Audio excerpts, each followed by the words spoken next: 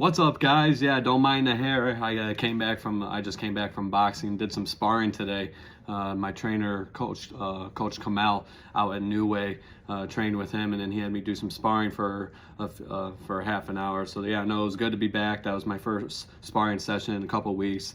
And last week, obviously, if you guys saw the episode last week, I wasn't feeling great. I sounded like shit, so I didn't go to boxing all week. But I went back yesterday for Coach Anthony's and Coach Adams' class. Always a kick-ass class. Love going to that class. And then today I had a private session with Coach Kamal, and he had me do some sparring. So it was good to be back in the ring.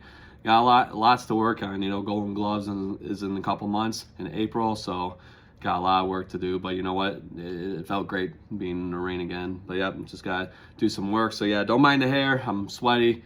I'm definitely hungry, so we're going to try and make this episode a short one, but you know how I am. I love talking about sports, so it might babble on a little bit. But anyways, let's get back on track. I hope you guys are having a good day so far. It's 7:35 here on this Wednesday. I hope you guys had a good day. I hope you guys are having a good week so far.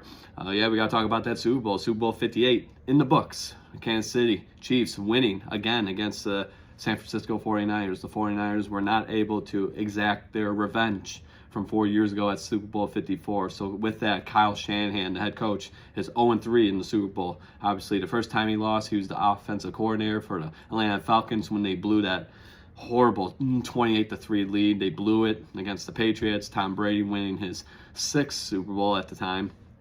I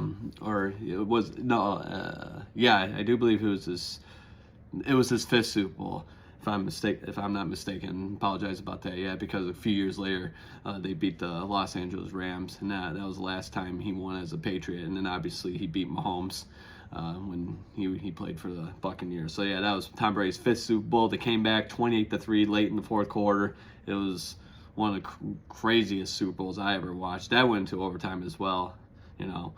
Obviously, this one did too. But yeah, Kyle Shanahan, he was the offensive coordinator for the Atlanta Falcons that year, so he lost that time. And then both times against the Chiefs, man, he just cannot find a way to win the big one. And so that I have to ask this question: would the Lions had a better chance against the Chiefs? Would they smoke the Chiefs?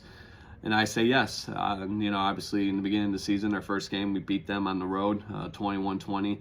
But I think this time around, I think the Lions would take care of business against the Chiefs. So that's my opinion. It is what it is. Like I said, next year, they're going to the Super Bowl. You heard it live right here on the podcast. The Lions are going to the Super Bowl next year. That's it, man. That's the goal. So they got to get their shit together. They got the NFL draft coming to Detroit in a couple months in April. So yeah, they got to address another edge rusher, in my opinion, and they got to find that shutdown corner. And hopefully we can retain some offensive linemen. It's going to be a really, really interesting offseason for the Lions. So we got that going on. But yeah, Super Bowl 58, the Chiefs win in overtime, 25-22. A lot of the 49ers players said they didn't know the overtime rules for postseason. And that's crazy. You would think you would have that discussion as you're, throughout the whole entire season, not just in the playoffs, but throughout the regular season. Like, regular season overtime rules are different from postseason overtime rules. And I guess a lot of players didn't understand that, overtime rules in the regular season, first team to score a touchdown wins the game. And then if they kick a field goal in the regular season, the other team has a chance to either tie it or win it. And then I think if they tie it, next score wins, field goal or touchdown in the regular season. Strictly regular season only. Now we could talk about the postseason. Touchdown doesn't win you the game. The other team has a chance to score. So, and I think after that, whoever gets the next point wins. So, yeah, a lot of the 49ers players didn't understand that, and I guess the Chiefs were ready to go. They were prepared, and yeah, Kyle Shanahan took a lot of heat for taking the ball, winning the coin toss and taking the ball instead of kicking it off to Mahomes. Mahomes, you give him the ball in the second try, and give him a chance, you give him breathing room, he's going to find a way to win, and he did. He won his third Super Bowl MVP. He's the face of the NFL. He officially is after Super Bowl Sunday, his victory. So you had that going on. And then you had Travis Kelce yelling at Andy Reid. I thought that was kind of stupid. If I think if that was any other player, they would have been benched. but it's Travis Kelce and the whole Taylor Swift thing. The NFL is not going to lose that money, so that was kind of stupid. The commercials were okay. Halftime show actually wasn't that bad. Usher did pretty well. But yeah, Kansas City, are they a dynasty? I mean, definitely looking like it. But yeah, they win 25-22 in overtime. That's the final score. Like I said, Mahomes wins his third Super Bowl MVP.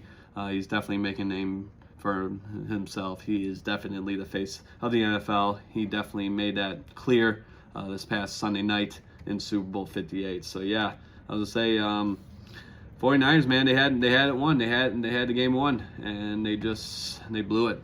They were up most of the game, and then you allow that breathing room for Kansas City to come back. I think late in the third quarter or fourth quarter, wherever it was, when Jake Moody missed that extra point, that was the difference maker. That's 1 point. It can mean a lot, and it cost them. It really did. So missing the extra point was huge for the 49ers, and it kind of led to their downfall. But yeah, I wasn't as excited, as you obviously know, because I wanted the Lions to be in there. They deserve to be in there. They worked their asses off all season long. They battled through adversity, and it would have been a great story to see the Lions in the Super Bowl. But like I said, next year they'll be there. Like I said, you heard it live on the podcast. But yeah, just not the same zip, not the same excitement as I usually have when I'm watching the big game, Super Bowl Sunday. So it is what it is. It sucks, but whatever. So yeah, Super Bowl 58, Patrick Mahomes winning, taking care of business once again. He is the next Tom Brady, finds a way to win, and he's definitely the face of the NFL. So yeah, on top of that, the Kansas City Chiefs had their parade today, and then unfortunately we had a horrible incident happen. A shooting happened after the parade. 1 dead, and I think I just saw on my phone 22 injured due to those attacks, and then it was 2 people detained from those attacks, and now we got another person, so 3 people total. So it's always assholes, a group of assholes, 1 asshole, 2 assholes. It's always assholes who ruin the world. They really do. This is a celebration. Kansas City, Missouri should be up in arms. They should be celebrating a great time, great moment, and it gets ruined by these pieces of shit. And I'm sorry, I'll say it on this podcast because it's my podcast, and I'll say whatever the hell I want. They are pieces of shit. Those 3 people that were involved in the shooting. One person dead, 22 other people injured. Now I think a few of them were children. You ever commit a crime against a child, you don't deserve to live. That's my opinion. I don't want to get too political, but yeah, just a great moment ruined by these pieces of garbage, these pieces of shit that exist in this world. But yeah, it's always those assholes. 1 asshole, 2 assholes, a group of assholes. They always ruin it for everyone. So unfortunately, we had to deal with that today. Sucks, man. It really does, because this should have been a celebration for the Kansas City Chiefs and for the entire city of Kansas City and the whole state of Missouri. But no, of course not. Always assholes ruin it for everybody. So yeah, rest in peace to the victim who passed away, and then everyone else who were injured. My condolences, and I'll say a prayer tonight for you guys. So yeah, we got that going on. I don't want to talk more about it because we don't do that on this show, but yeah, I thought I'd throw it out there since we're talking about Kansas City winning the Super Bowl. Mahomes winning his third Super Bowl MVP. Definitely looking like the next Tom Brady, and he's definitely the face of the NFL. So we got that going on. But yeah, the Kansas City wins 25-22 in overtime against the 49ers. And like I said, the Lions will be there next year. And on top of that, I wanted to show some of these posters that my cousin's buddy, Sean, shout out to him. He's a big fan of the podcast. Michigan guy too, so go blue. He knows what I'm talking about. Yeah, he makes posters. And I just wanted to show you a few of these real quick, so give me 1 sec.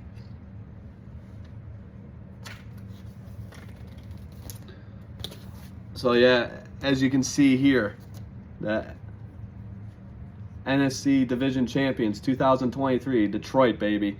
That's it, dude. Great present from him. He always brings posters around when he comes over for Super Bowl. So yeah, it was a nice little gift from Sean. So Sean, thank you. But yeah, that's one of them there. Show you guys another one. My mic doesn't want to stay still today. I do apologize about that. This is probably my favorite one, right there. Dan Campbell's Domination Tour. We were built for this. Kneecap Soup Lions. I mean, that's perfect, isn't it? So yeah, take a look at it. Yeah, it's pretty cool there. So he made that one, and then this one. Oh, should have brought these a little closer. My bad. This is a really cool one too. So you got a picture of some Detroit Lions players. It looks like Jared Goff, Aiden Hutchinson, and Amon-Ra St. Brown right in the middle. That's where he deserves to be. He's Mr. Reliable. But yeah, NFC North champions, Lions, 2023, and they will definitely be champions again in 2024. But yeah, I thought this was pretty cool. So Sean, thank you again for bringing these out for Super Bowl. Unfortunately, these guys were not in the Super Bowl, but in our hearts they were. So because they deserved it. They should have been there. But it is what it is. But I thought that was pretty cool. So yeah, Super Bowl, NFL, it's all done and over with. We gotta wait for the NFL draft coming in April, right here in the Motor City, Hart Plaza. You know, the Brides is gonna be there. Try to get a couple of my buddies, get my brother and his buddies. We'll have a good time down there. So yeah, NFL, it's over. Now we gotta wait for the United Football League, the UFL. It's the combination of the XFL and the USFL combined, led by Dwayne "The Rock" Johnson. Yeah, you gotta love that, right? The Rock, definitely making some moves, and he's definitely in the news. I guess he's gonna compete at WrestleMania 40 for all you pro wrestling fans. So that should be interesting. So, but yeah, we got that coming up. I think at the end of March, early April. But I might watch a couple games, but you know, nothing can top the NFL or college football for that matter. So, yep, football is done. Professional football is done for the time being. So we got that, and now we got to talk about the draft order. Obviously, the Chicago Bears got the first overall pick from the Carolina Panthers, so it's going to be interesting who they choose at number 1. The Washington Commanders at 2, New England at 3, which is crazy, right? We live in a world where New England's drafting in the top 5, you know, and then the Lions are drafting towards the end. Obviously, there's 32 teams. Arizona at 4, and then the Chargers at 5. Obviously, the Chargers, a lot of news there because Jim Harbaugh is the head coach now, and he's bringing all of his guys. Jesse Minter, he was the defensive coordinator for Michigan. He's coming over to the Chargers, and I think he got a bunch of other guys from Michigan. So yeah, he's building his team, man. I don't know. You know, we'll see what happens, but pretty exciting. I really hope Justin Herbert has a good year. I would like to see him compete in the playoffs. That would be really cool. So, yeah, number 5, the Chargers. We'll see who they get in the draft. And then we got to scroll all the way down to 29, the Lions pick. They got a lot of picks this year, so that's good. But yeah, big needs, cornerback for sure. They need a shutdown corner, offensive guard. If we can't re-sign some of our linemen, that's definitely possible. An edge rusher for sure. You got to compliment Aiden Hutchinson. He can't do all the work. We need another edge rusher there. I think that would be really beneficial for the Detroit Lions defense. Wide receiver, yeah, I mean, we got St. Brown. You got, you know, Khalif Raymond. You know, he was hurt during the playoffs, unfortunately, but he was definitely a key weapon on that offense. Sam Laporta, you know, he's a tight end, but he might as well put him at receiver. Jameer Gibbs, he was great. But yeah, you know, get another big wide receiver on the outside. He's got some speed and a defensive tackle. So, I don't know. It says here, the team's offensive line is one of its greatest strengths, of course. I 100% agree with that. And Jared Goff doesn't make those throws without that offensive line. The offensive line was beautiful. It was amazing this past season. But the unit could lose guards, Grant Glasgow, Joe Jackson, and Vitae in free agency. Well, we can't lose Graham Glasgow. We have to keep that guy. Joe Jackson, if we lose him, it's unfortunate, but it is what it is. And then Vitae, we got to try to keep this group together. So, but yeah, we'll see who the Lions choose. But they got a lot of picks in this year's draft. So hopefully they pick the right guy. You know, they're not going to be picking for a while. Pick 29, that's a long time. So we'll see what happens. But hopefully they get the right guy this coming draft. April, towards the end of April. So be on the lookout for that. So now we got to hop over to some hockey. So hockey last night, and we had the Wings and the Oilers 3-3 after the second period, and then the third period happened, and it looked like we collapsed a little bit. I mean, when you're going up against Connor McDavid, who is the best hockey player in the NHL, I mean, there's no doubt about it. You can debate all you want. I mean, the guy, he had 6 assists last night. That's insane. And I heard on the radio today he has like 16 points in his last 5 games. That's crazy.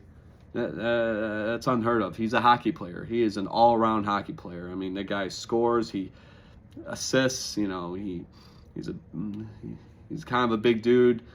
He's got speed. He's got the stick handling, the puck handling skills. I mean, he's amazing. He really is. And he is the best hockey player in my opinion right now. So yeah, they ended up winning, the Oilers against our Red Wings 8-4 last night. Unfortunate, but you know what? At least we're scoring. We just got to tighten up our defense a little bit. And when you allow 8 goals, I mean, yeah, we can blame the goalie all you want, but when you don't have a defense, you know, what the hell is he supposed to do? I mean, he can only do so much. Got to tighten up that defense a little bit. So yeah, tomorrow the Wings are in action. They got to go to Vancouver. Vancouver is a pretty damn good team this year, shockingly. So another tough road test. I mean, we were on the road last night in Edmonton. We got to go to Vancouver now, face another tough team, 10 p.m. So we got to try to get that win, get a couple points there against a very good Vancouver team. So yeah, we got a whole lineup tomorrow. You got Seattle at Boston rather, Florida at Buffalo. You got Colorado at Tampa Bay. Bunch of games there. Pittsburgh at Chicago. So watch some hockey tomorrow. But yeah, the Wings, they got to bounce back from that loss last night and try to beat a very good Vancouver team on the road. And it's going to be a tough battle, and it's going to be a tough test in these next few games. We're on the road for, I think, the next 3 games. We don't come back home until next Thursday. I checked it earlier today against Colorado, one of our old rivals from way back in the day. So good times there, right? So yeah, Detroit tomorrow, 10 p.m. against Vancouver. Take care of business, boys. Let's go Red Wings. Get that W. Get some points. So you got hockey, and you got a couple games on right now. You got Florida against Pittsburgh. You got the Sharks against the Jets. And then you got the Minnesota Wild going up against the Arizona Coyotes later tonight at 9:30. So watch some hockey, play some bets. So with that, we got to end, as we always do on this podcast, we got some UFC to talk about. So we got Fight Night this weekend. So UFC 298 at the Honda Center, Anaheim. Honda Center, they usually put on some pretty good fights these past few years. It seems like a good venue to have a fight. So yeah, they'll be in Anaheim, California at the Honda Center. That's where the Anaheim Ducks play. You got UFC 298 this Saturday, February 17th, 10 p.m. That's when the main card starts. Our main event, you got Alexander Volkanovski. He is the featherweight champion going up against Ilia Topuria. This guy is a savage. They're both savages, in my opinion. This should be a really good fight. The odds right now, you got -112 for Volkanovski and -108 for Topuria, according to their website, the UFC's website. So that's the main event. That's going to be a really good one. I guess I'll make my pick right now. You know, I said I was going to make my picks next week. And it's obviously fight night week. So Volkanovski or Topuria, man, it's hard to go against Volkanovski. Alexander the Great himself. So I'm going to pick the champion to retain his title.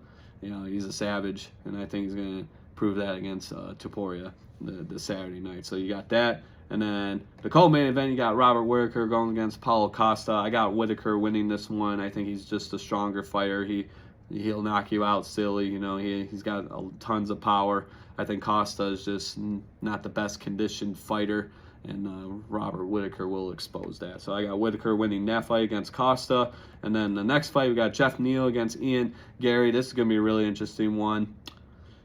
Number 8 versus number 10. You know, I will go with the American. I got Jeff Neal winning this one. I'd like to see him get a win against Ian Gary. Yeah, I just don't like Ian Gary's personality a little bit. He's trying to be a knockoff Conor McGregor, and you just can't do that. So, so you got that. And then you got Merab Deveshcheville going up against Henry Cejudo. So Cejudo coming back, fighting.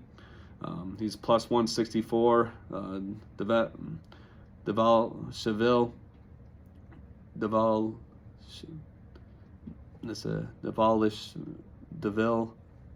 Deveshcheville. He's minus 198. I'm going to go with Merab Deveshcheville. He's going to take care of business against Henry Cejudo. I just think the age factor and then Devalcheville is just a savage. And I think Seudo is just not the same fighter he was a few years ago. So I got that one. And then all these other ones, these other guys, I don't know. Yeah. Oh, Roman Kapoilov, he just had a big knockout, I do believe, a few months back. He'll win that one. That's the first fight of the main card. And then the prelims, you got Amanda Lemos going up against Mackenzie Dern. I got Mackenzie Dern winning that one.